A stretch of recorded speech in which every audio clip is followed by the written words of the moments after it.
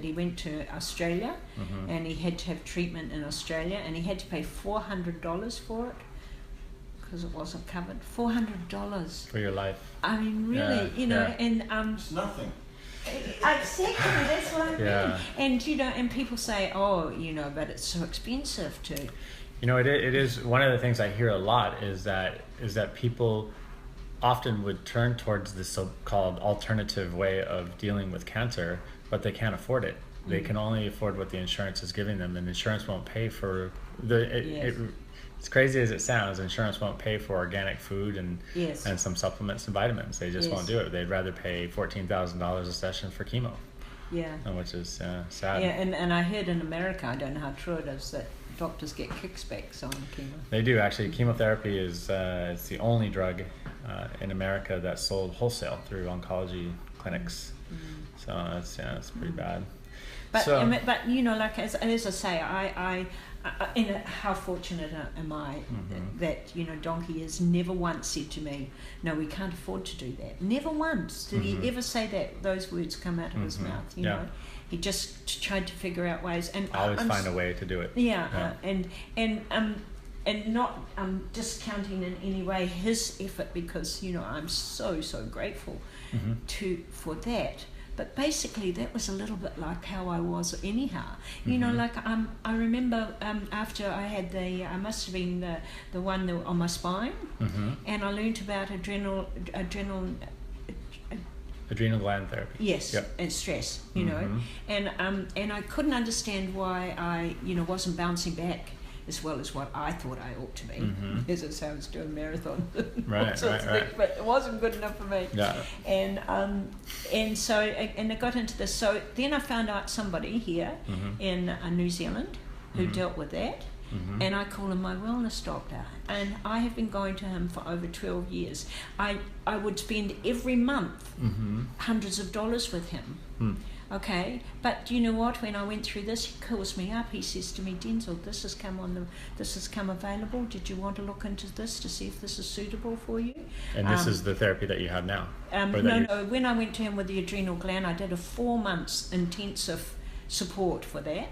Everything you had to pay for, you know, the ashwagandha and the licorice, and you know, it was a whole 4 months thing, and lots of questions, and you know, he worked through that with me, and I did that course, and then he also does, and that's how I went to him actually in the first place, was because he did hormone replacement therapy, bioidenticals. I had breast cancer. Do you think that that it throws me into menopause? I'm suffering terrible from all aspects of a woman who should be having estrogen in her body, like I'm talking about wrinkly skin and the whole thing. Right. You know, like hormones totally out of balance. Right. And that's how I first heard about him, was this bioidenticals. I've been now for 10 years. It's like night and day just to get my hormones balanced. I go to him every 6 months. I get my hormones. I get a blood test that you've got to pay $250 for because they won't do it on That's right.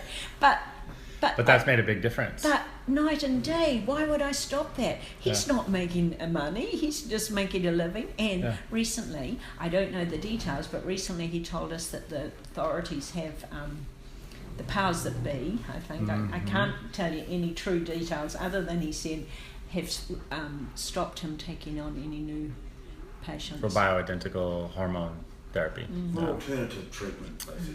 Yeah. You know, and you've experienced that too, of course. Absolutely. From what you had said, I think the big takeaway is, I think the biggest takeaway is that cancer is not that confusing. No.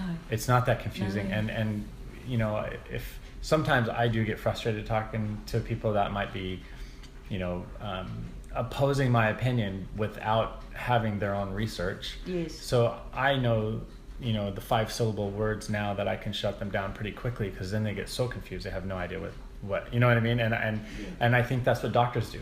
You can't force anything on anybody. It's just and that's how I am now. If people, and I guess that's my big thing now. If somebody reaches out and they're looking for the information, I mean, I'll fly 13 hours to New Zealand to give them the information, because I think, you know, it's happening. There's more and more people looking. Absolutely. And so, how can you turn away from somebody who's really searching for an answer and looking for And I'm finding it here in New Zealand, Mm-hmm. in the vitamin C clinic. Mm-hmm. I'm finding the people that are interested in That's the vitamin great. C clinic. But unfortunately, in New Zealand, But it's expensive.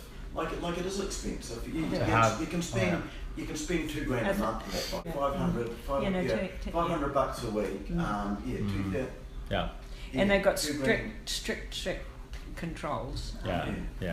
There's only one clinic here. Yeah. So now we've gone through all that. Let me just ask you straight out about your faith. Blows me away. Peter was instrumental. I definitely had faith before my husband committed suicide, and I moved away from the church then. Came back as a 60-year-old because Donkey invites me to church, and he said he couldn't do life without God in it, and I wasn't put off by that. So he said, there's this new church in Mount Wellington, would you like to come? He said the pastor and his wife, they ride Harleys. And I said, well, it can't be too bad if they ride Harleys. And so I went. And they actually spoke directly to me in that meeting. But when so I came back to the Lord. And then one day I was out walking, and I'm at Mount Eden. And it's a beautiful day. And as clear as a bell, I felt the Lord said to me, Denzil, you remember those dreams that you used to have where your teeth were rotting and you went to the dentist? He said, I gave you those dreams. I've never taken my hand off your life. Yeah. And since then I've gone through my life and lots of situations that, that I have been in. And yet he's I been can surrounding you the whole yes, time. And now, my faith is so strong because the gratitude. It's 30 years of celebration I've had, but even though, as I say, I walked away from the Lord, and when I say I walk away from the Lord, the prodigal son has nothing on me. You really walk away from the Lord. Wow. And so this stage in my life with my faith, I pray, Lord, if nothing else, you've kept me alive this long. And that's one of the really hard things, to watch people die around you and you think, why not me? Why them, not me? Especially if it's like a mother or children and all of this kind of thing, or a young person. But I said, Lord, I just want my life to be to your glory now. And if there's a way that I can share with somebody, and it seems to be, because you asked me that question about what would you say to others, it seems to be that, and it happens actually all the time really, it just seems to be the person that you come in contact with. And like I was in the kitchen, and this man, guy Mike, he's having treatment obviously, he's got the gown on and the kitchen here. Yes, here in the hospital. And he said to me, his question was, so what are you here for leukemia? I said, no, I've just had a stem cell transplant.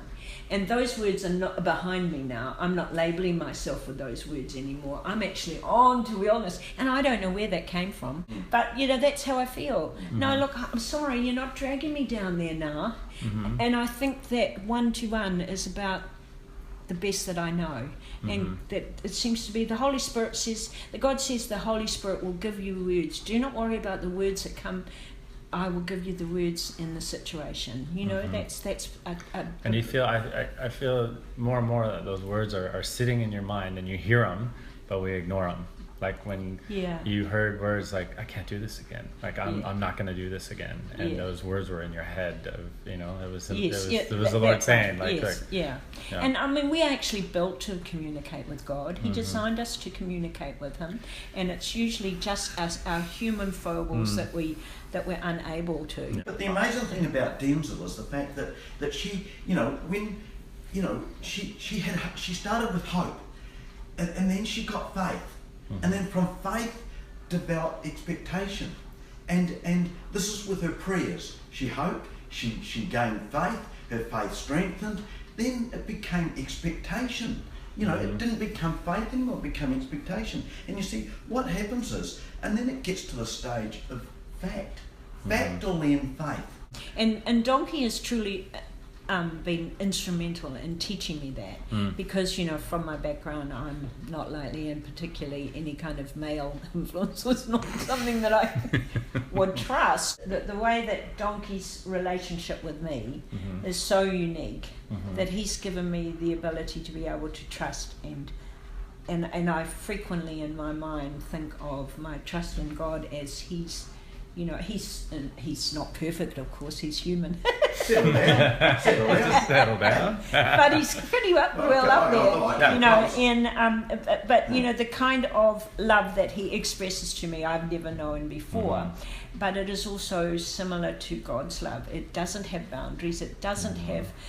You don't have to earn it. You don't have to have a worth to get it, and you can trust. I wanted to wrap it up and say thank you very much, and I look forward to seeing you sometime soon. I appreciate all your words, and that you know what, and it does choke me up a little bit that I think your purpose has been happening for a reason, to get this message out to people. Get your thoughts and words out to people, I think is extremely valuable, and I really appreciate the interview. Thank you. Thank you. Be well. There you go.